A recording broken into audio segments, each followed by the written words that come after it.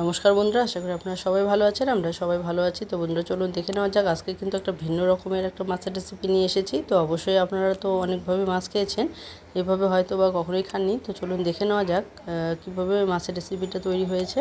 তো প্রথমে মাছটাকে ভেজে নেব। এই জন্য আমি লোহার কড়াই নিয়েছি। লোহার কড়াই সাধারণত মাছ ভাজা কিন্তু খুবই ভালো হয় অন্যান্য যে কোনো কড়াইয়ের থেকে। তো বন্ধুরা দেখুন, এখানে কিন্তু বেশ খানিকটা আমি তেল দিয়েছি, কারণ এখানে কিন্তু অনেকগুলো মাছ আমি ভেজে নেব, যার জন্য তেলের পরিমাণটা একটু বেশি করে দিয়েছি। তো বন্ধুরা দেখতে পাচ্ছেন, প্রথমে কিন্তু মাছের মেথিটা দিয়েছি, কারণ মাছের মেথি কিন্তু ভাজতে বেশ খানিকটা তেল লাগে। আর মাছের মেথিটা কিন্তু শুরুতেই যদি ভেজে নেওয়া যায় তাহলে কিন্তু তেলের পরিমাণটাও বেশ খানিকটা ভালোই থাকে। আর তো দেখতেই পাচ্ছেন, এখানে মাছের মাথাটা প্রথমে উল্টে পাল্টে ভালো করে ভেজে নেব, তারপর পিসগুলো কিন্তু একইভাবে ভেজে নেব।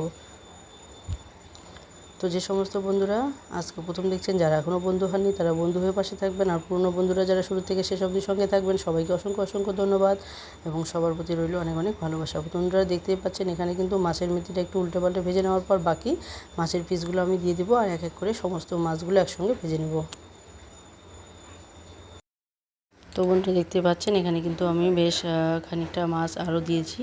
তো এভাবে কিন্তু মাছগুলো খুব সুন্দরভাবে ভেজে নেব, একটু কড়া করেই ভেজে নেব। তো মাছের কিন্তু আজকে একটা আলাদাই রেসিপি। তো এই রেসিপিতে কিন্তু আলাদা আলাদা মশলা আমি ব্যবহার করব। তো অবশ্যই স্কিপ না করে সঙ্গে থেকে পুরো ভিডিওটা দেখবেন, তাহলে বুঝতে পারবেন।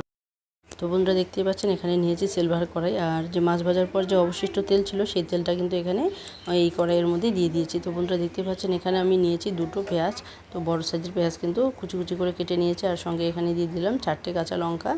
আর এখানে আমি দিয়ে দিচ্ছি আবারও একটু পেঁয়াজ। তো যেটুকু অবশিষ্ট পেঁয়াজ ছিল সেই পেঁয়াজ আর লঙ্কাগুলো দিয়ে ভালো করে একটু নেড়েচেড়ে ভেজে নেব, ব্রাউন কালার করে। যতক্ষণ না ব্রাউন কালার হচ্ছে ততক্ষণ কিন্তু পেঁয়াজগুলোকে ভালো করে ভেজে নিতে হবে। আর হাফ চামচের একটু কম পরিমাণ দিয়ে দিয়েছি কালো জিরে। এখন কালো জিরে দেওয়ার পরে কিন্তু একটু নাড়াচাড়া করে ভালো করে ভেজে নেব যতক্ষণ অবধি ব্রাউন না হয়ে যাচ্ছে। তো বন্ধুরা দেখতে পাচ্ছেন, এখানে পেঁয়াজের কালারটা কিন্তু ব্রাউন হয়ে গেছে। এরপর মশলাগুলো এক এক করে দিতে থাকবো। তো বন্ধুরা দেখতেই পাচ্ছেন, এখানে কিন্তু দিয়ে দিলাম আমি আদা বাটা। তো এখানে কিন্তু 2 চামচ পরিমাণ আদা বাটা আমি এখানে দিয়ে দিয়েছি। তো বললাম না আজকে একটু অন্যরকমভাবে রান্নাটা করব। তো এখানে দেখুন, আমি কিন্তু আবার 1 চামচ পরিমাণ আদা এখানে দিয়ে দিয়েছি। মোট 3 চামচ পরিমাণ কিন্তু এখানে আদা বাটা আমি দিয়ে দিয়েছি। এখন আমি হাফ চামচেরও কম পরিমাণ দিয়ে দিয়েছি এখানে হলুদ গুঁড়ো। এরপর দিয়ে দিচ্ছি ধনে গুঁড়ো, হাফ চামচ পরিমাণ দিয়ে দিয়েছি এখানে ধনে গুঁড়ো। হাফ চামচ পরিমাণ দিয়ে দিলাম এখানে কাশ্মীরি লঙ্কা গুঁড়ো। তো এটা কিন্তু আমি আজকে বানাচ্ছি যে মাছের কিন্তু কারি। সাধারণত আমরা ডিমের কারি খাই, কিন্তু মাছের কারি কিন্তু এভাবে কখনোই খাওয়া হয় না। তো অবশ্যই বলবো বন্ধুরা, একবার এইভাবে ট্রাই করে দেখবেন, আশা করি আপনাদের ভালো লাগবে। তো বন্ধুরা দেখুন, এখন স্বাদ মতো দিয়ে দিলাম লবণ। তো লবণটা কিন্তু একদম ভেবে চিন্তে দিতে হবে, কারণ মাছের যে কারিটা একটু মাখামাখাই হবে। তো বন্ধুরা দেখতেই পাচ্ছেন, এখানে কিন্তু কষানোর জন্য আমি সামান্য পরিমাণ জল কিন্তু এখানে দিয়ে দিয়েছি। তো মশলাটা যাতে ভালো করে কষানো হয়ে যায় আর কালারটাও কিন্তু বেশ সুন্দর আসে। যদি জল ছাড়া এইভাবে কষান তাহলে কিন্তু কালারটা অন্যরকম হবে। যদি সামান্য একটু জল দিয়েও আপনারা কষিয়ে নিতে পারেন তাহলে দেখবেন কালারটা একটু আলাদা রকমের হয়ে যাবে। তো বন্ধুরা দেখুন, এখানে কিন্তু কষানোর পর আমি এখন দিয়ে দিলাম ঝোলের জল। ঝোল বলতে যতটা আর কি গ্রেভি করব সে আন্দাজ মতো জল দিয়েছি, কারণ এখানে মাছটা দেওয়ার পরে কিন্তু ভালো করে জাল করে ফুটিয়ে নিতে হবে। তো বন্ধুরা দেখুন, এখানে জল দেওয়ার পর কিন্তু ভালো করে 2-3 মিনিটের মতো আমি জাল করে ফুটিয়ে নিয়েছি। দেখতেই পাচ্ছেন আপনারা, মশলাটা কিন্তু বেশ গ্রেভি হয়েছে। এই অবস্থায় আমি কিন্তু এখন দিয়ে দিলাম মাছগুলো, আর মাছগুলো দেওয়ার পরেও কিন্তু 2-3 মিনিট আমি ভালো করে জাল করে নিব। তো বন্ধুরা দেখতে পাচ্ছেন, কালারটা বেশ কিন্তু লোভনীয় হয়েছে। আমরা সাধারণত ডিমের যে কষা করি বা ডিমের কারি করি ঠিক সেরকমভাবেই কিন্তু রান্নাটা হয়েছে। তো খেতেও কিন্তু ভীষণ মজাদার হয়েছে। তো বন্ধুরা যারা এখনও এভাবে কখনো খাননি তো অবশ্যই একবার ট্রাই করে দেখবেন। এই মাছের কারি খেতে কিন্তু দুর্দান্তই হয়েছে। তো বন্ধুরা যারা এখনও একটি লাইকও করেননি বা কমেন্টও করেনি তারা ঝটপট লাইক এবং সাবস্ক্রাইব কমেন্ট করে ফেলুন। আর পুরনো বন্ধুরা যারা এখনও সঙ্গে আছেন সবাইকে আবারও বলছি অসংখ্য অসংখ্য ধন্যবাদ সঙ্গে থাকার জন্য। তো বন্ধুরা এভাবে সবসময় ভালোবাসা নিয়ে পাশে থাকবেন, আর আমি সবসময় চেষ্টা করবো আপনাদের পাশে থাকতে।